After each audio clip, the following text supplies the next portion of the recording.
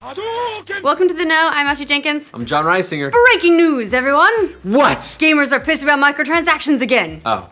Big surprise. Yeah. Yeah, this time it's happening in For Honor, where players are jumping mad about the high price of the game's newest paid content. Did they just discover they were playing a Ubisoft game? Because that's the thing. The content in question isn't quite what you'd expect, however. The thing that has players in a tizzy, and I haven't said tizzy in a while, is For Honor's new cosmetic emotes, and it's gotten so heated it's now the most discussed issue in the official For Honor subreddit. Yes, that is correct. They're mad about cosmetic emotes. And there's actually kind of a reason for it, but let's back up a bit. Okay. The new emotes went live yesterday, bringing players such dancing delights as the Valkyrie's Spear Twirl, the Knight's Pony Dance, and the Nobushi's Come Get Some gesture. Real gripping stuff. Emotes are important in games, okay? Look, Don't downplay them. everyone loves emotes. I do. Everyone loves emotes. Yeah. In the past, the price of the old emotes was around 3,000 to 5,000 steel.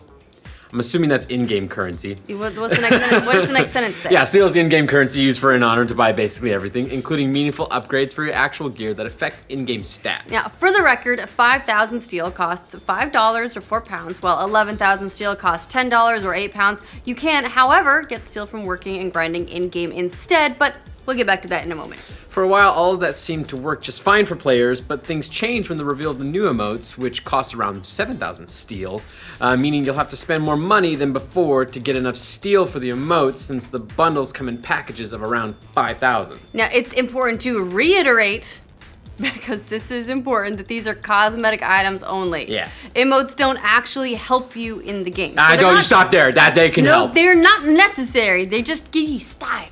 But that hasn't stopped players from getting incredibly riled up to the point where many of them are just railing against the entire pay structure of For Honor.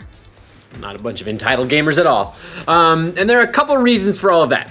The first is what we mentioned just a moment ago. Raising the price of emotes to 7,000 means players have to spend twice as much money as before just to get the right tier of steel. That is kind of weird. On that note, Redditor V4Vitor wrote in a post that now has nearly 4,000 upvotes on the For Honor subreddit, "It's time to cut the free-to-play model crap. We paid a shitload for this game, and I'm not saying that selling steel is wrong per se, but this exorbitant prices are a fucking slap in my face."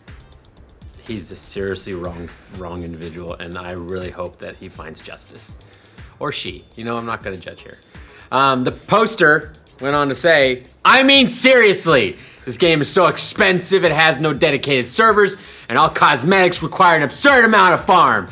But it isn't farm that you guys are after, right? It's the steel buying people." And that comment about farming brings us to the second reason this whole thing has gotten the fans in pitchfork mode. Although it was a very nice voice. I tried, that was my read for it. Apparently, grinding for steel is just totally fucking monotonous in For Honor. Or if not monotonous, then very expensive if you choose to go that route. In a separate, very heated thread in the For Honor subreddit, poster Bystander 007 outlined all the ways that steel can screw you over in time or money. The poster figured out that based on how much steel you need to get all the cosmetic gear for all 12 characters in the game, it could either cost you 2.5 years or $700. You know, whichever one of those you feel like parting with first. Bystander 007 writes, "The average hero requires around 91,500 steel to unlock all base games unlocks. This includes emotes, executions, effects, outfits, and ornaments. From there, you multiply by 12 for each hero and get 1,098,000. That is approximately 7.32 of the $100 steel packs. So Ubisoft has valued their in-game unlocks within the base game at a $732 overcharge of the original $60 to $100 spent on the game." The poster went on to say, "If you're a casual player with hope of unlocking everything in game, then just stop now. I'm serious, stop. Casual players who play 1 to 2 hours, 5 to 7 days a week will never reach this goal. Completing orders/half contracts will get you roughly 1,000 steel, another roughly 200 for the matches you played, so 1,200 a day is a good estimate gain for casual players. That's 915 days, roughly 2.51 years, so I guess you could get all unlocks long after Ubisoft's popped out For Honor 2. Makes it sound like giving birth. Just to top all that off, steel isn't just used for these cosmetic emotes. It is the same currency used for upgrading the stats of your gear, which matters for certain playlists like the 4v4 Dominion match type, for example.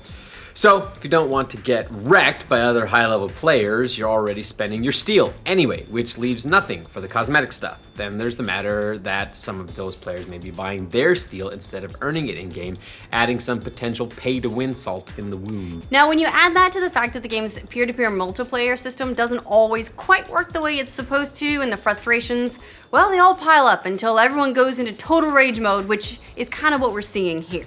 Now, there's a discussion going on about whether or not these upset players are acting too entitled. After all, we're talking about cosmetic items that can be totally ignored, although they shouldn't be because they're very important for the games. Or if there is actually a problem with For Honor's pay structure. Yeah, on the one hand, it's not that different from other full-price games that also offer in-game transactions for additional costs, like Overwatch. Yep. As an example, which, yeah, you can't throw stones there. I given so much money. Counter-Strike Go, although that game is a lot cheaper, both have loot boxes with a percentage chance for nice cosmetic gear. And at least in those games, the loot boxes give you a chance at some really nice stuff rather than having to grind for it. Destiny also charges real money for in-game emotes at fairly similar prices to what we've seen in For Honor. With Destiny, you purchase about $5 of silver to access some of the game's dances. The real problem seems to be that players are kind of tired of being asked to spend more money to earn everything in-game when they've already shelled out the full $60 price tag.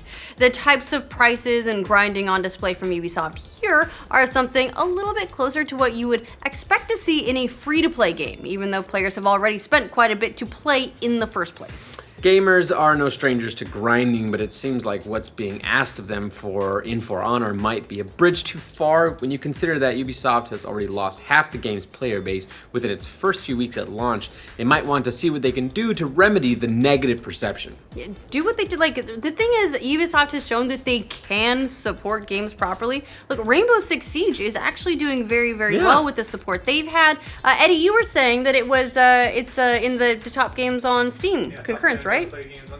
Yeah, so like Rainbow Six Siege is doing great. They did a great job bringing players back to the Division by supporting it with content. So Ubisoft can support a game. It just seems like people are feeling nickel and dimed here, I guess. What do you guys think about players getting mad about For Honor's new microtransactions? Let us know in the comments. For future updates on the wacky world of microtransactions. So wacky. It's so wacky. Remember to like this video and subscribe to the Wacky Know. It's real surprise. Yeah. This time, it's happening in For Honor. Okay. Again, kind of where players are jumping mad about jumping mad. Okay, Yeah. I can. They're not just jumping mad. They're jumping mad. Okay, I can do this better. I'm just thinking about how much money I've given Overwatch, and I really can't judge these people for this at all. Got all those cute little costumes.